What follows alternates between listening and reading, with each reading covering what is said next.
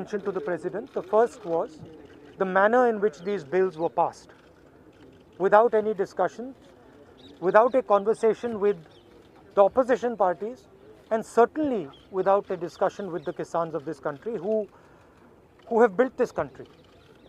So the way the bills were imposed, we see it as an insult to the Kisans of this country.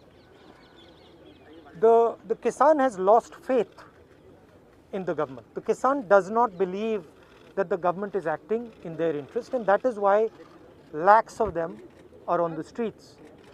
And non-violently, compassionately on the streets. They are struggling in cold weather with complete respect. So, we informed the President that it is absolutely critical that these bills are taken back. Hindi में बता देता हूँ. देखिए, जो किसान है उसने इस देश की नींव रखी है और वो दिन भर इस देश के लिए काम करता है.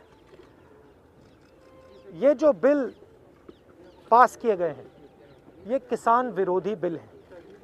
प्रधानमंत्री जी ने कहा था कि ये बिल किसानों के हित के लिए हैं.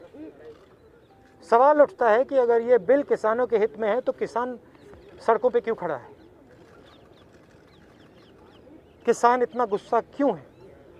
क्योंकि इन बिलों का लक्ष्य प्रधानमंत्री जी के मित्रों को हिंदुस्तान का जो एग्रीकल्चरल सिस्टम है वो पकड़ाने का है और किसान इस बात को बहुत अच्छी तरह समझ गया है. किसान की शक्ति के सामने कोई नहीं खड़ा हो सकता है और सरकार को गलतफहमी में नहीं होना चाहिए.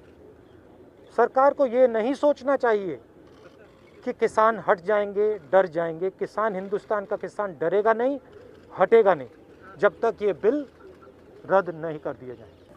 सरकार को गलतफहमी में नहीं होना चाहिए. किसान कॉम्प्रोमाइज़ नहीं करेंगे.